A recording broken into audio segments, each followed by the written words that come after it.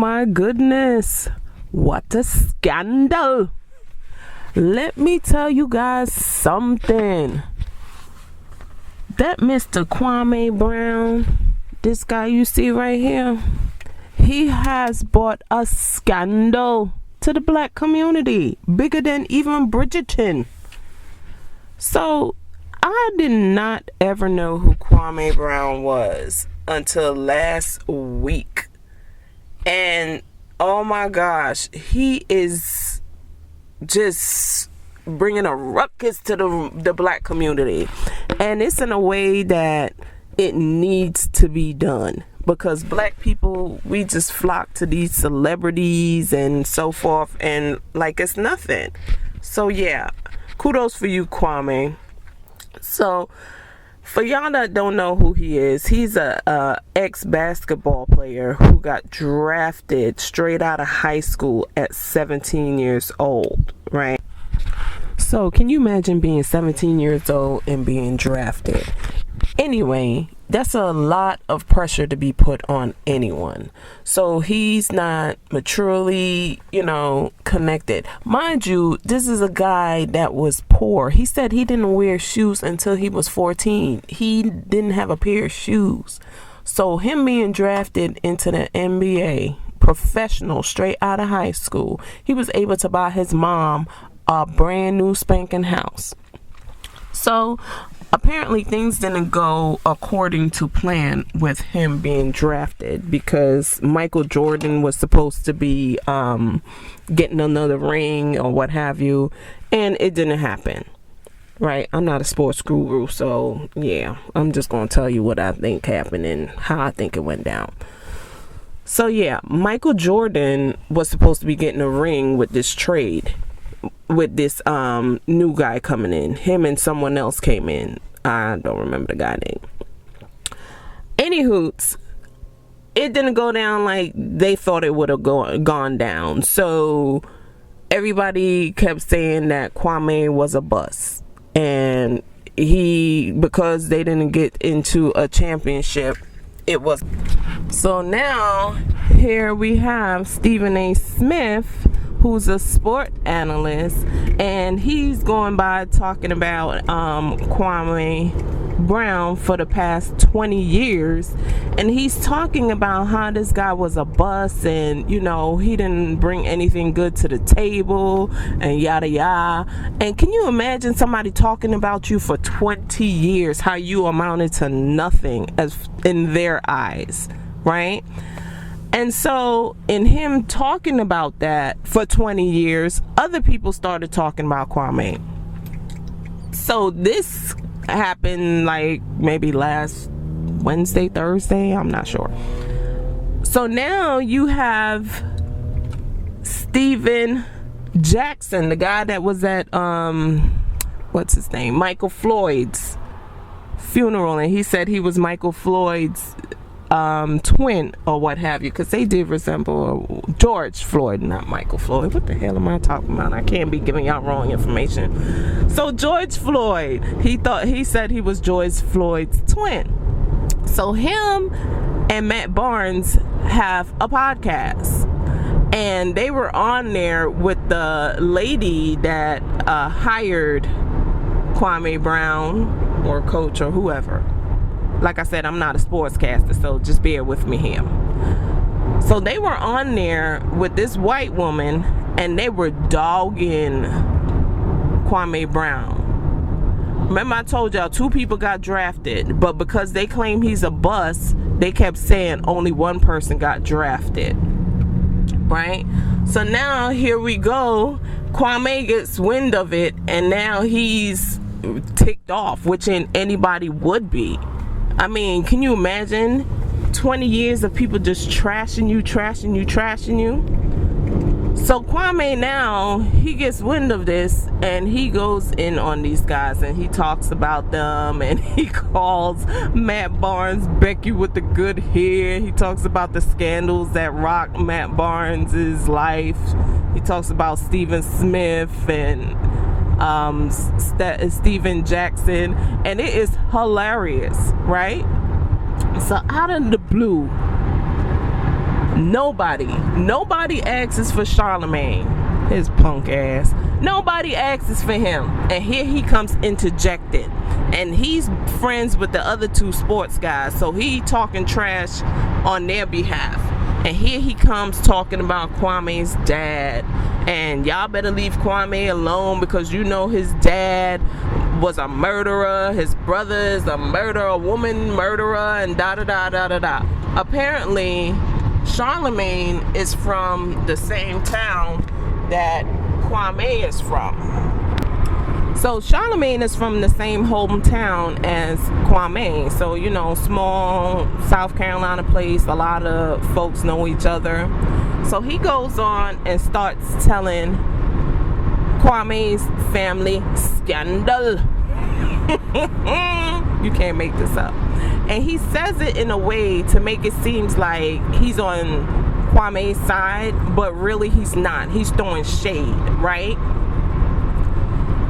So he thought he was doing a whole big thing and what have you by, yeah, I'm putting the dirt on old boy. So next thing you know, Kwame comes out swinging again, and he goes in on Charlemagne. Ooh, yeah. So he's talking about how Charlemagne messed with this 15-year-old girl from 2001, where he allegedly violated the girl, him and his friends. And he's questioning, how is it that Charlemagne, someone that did such horrendous things, have a platform to be speaking about anything? Which so he leaves it, he plants the seed in your mind that, yeah, the powers that be, the elites,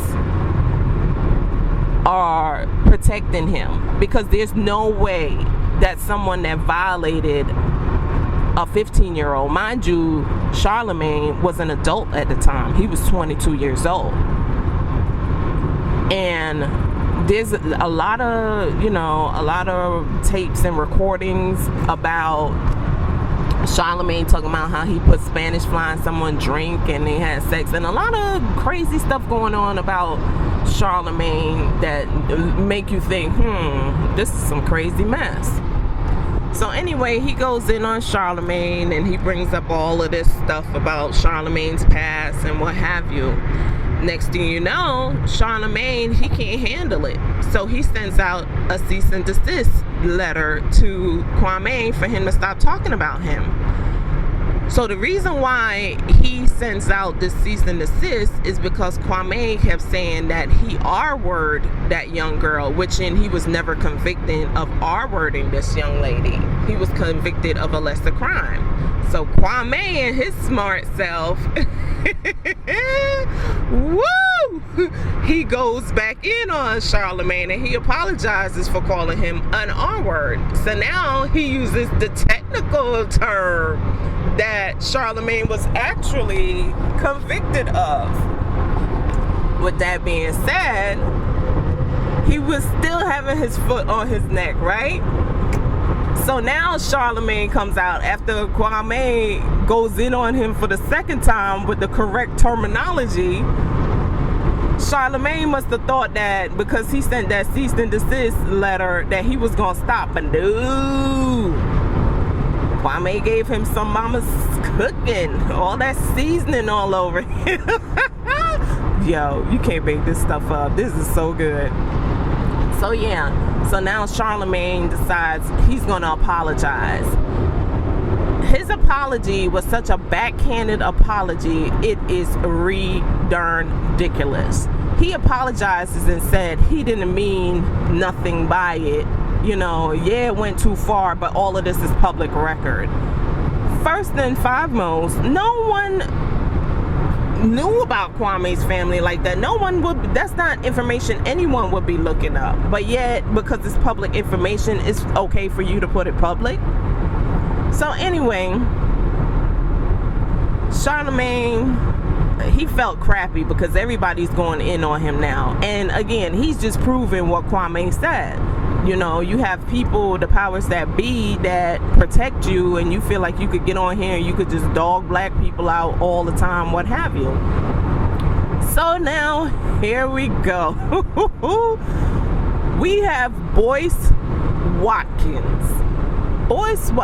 Before Boyce Watkins, Jamil Hill came in. She came in and she was talking about how Kwame would have violent tendencies and yada yada yada yada. Again, trying to make black men, because they speak up for themselves, look angry and, you know, just these big mean monsters. So he put her in her place right quick. And then now here it is, you have Boyce Watkins. Boyce Watkins has been on the Breakfast Club several times, and he's cool with Charlemagne. So Boyce Watkins, he just got married like maybe last week, and he's supposed to be on his honeymoon.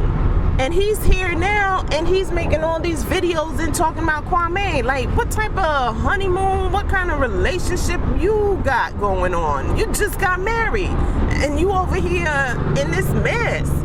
This is crazy. So Boyce Watkins, I look at him with the side eye. I think he's shady as all there is. He's supposed to be empowering black men and empowering the black community and yada yada yada. However, he does nothing for the black community except for sell them courses that they can get for free. So Boyce Watkins, he's not wasting the opportunity to get some clicks and views. Mind you, Kwame, before this, I've heard, like I said, I don't know much about him. Before this, he had like a little amount of subscribers on YouTube prior to this scandal. So since the scandal, he went up to like 200,000 subscribers, and this is like in a span of a week and a half. And so he's getting clicks and views, and you know, he's just talking his truth. So Boyce Watkins, I'm guessing he'd been on for years, and you know, he wanted to capitalize off of it. So he goes in on Kwame, just like he did with Lizzo when he talked about Lizzo. You know, he does things for shock and awe as well. So Boyce Watkins, he's a friend of Charlemagne. So here he is now taking up, call himself, you know, taking up for Charlemagne and what have you. So Kwame goes in on him. Boyce Watkins, he's with Fly Nubian Queen, and it's been said that he treats black women crappy. So Boyce Watkins on his Fly Nubian Queen station, I want to say he goes in on Kwame, but he talks about Kwame because he wants a piece of the action. And in him talking about him, he brought up that he's friends with Charlemagne and, you know, such and such. Boyce also has Vicky Dillard. She's a part of his camp, and she goes and she talks about it as well. And I didn't like the commentary from either of them, because you can tell that they're going at Kwame for clicks and views. And Boyce, I think he wants the elite to know that, yeah, I rock with you guys, you know, because he want them butter biscuits, like he claims. So yeah. So now we have Miss Michi X. She came straight from the black agenda. Didn't they put her jacket down? Nothing. She heard what Boyce Watkins had to say about the whole thing, and she went in. Old girl was so livid. Let me tell you, she used to be a part of Fly Nubian Queen when Boyce Watkins and his crew was there. She's the one that got Vicky Dillard on the show. And she's been saying that how Boyce Watkins, he don't care nothing about black women and how he used them, he don't pay them, and such and such and such and such. And Vicky Dillard, she calls her his bottom chick, right? But Vicky is the only one that's supposed to be getting paid, allegedly. Everybody else not getting paid, only she getting paid. So that's why she won't stand up for everybody. And Michi also talked about some of the crappy stuff that Vicky did to her in the past. So Michi she wanted all the smoke.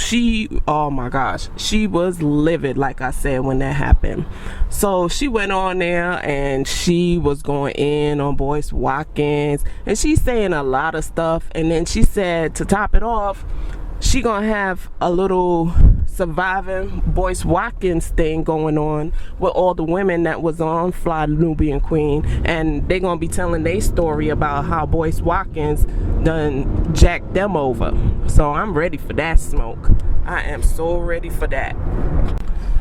So after Michi X comes on and does her thing, Kwame, he interviews Judge Joe Brown. And you know Judge Joe Brown, he kind of shell as it is. And he an elder too, so he has no F's to give. So he starts going in now. First, he talk about Lizzo, call her a lizard and a hippo, a hungry hippo, and all kind of crazy stuff. He called Cardi B a street walker. And he was just talking about them. Then, to top it off, he goes in on Kamala Harris. He calls her by her real married last name, right?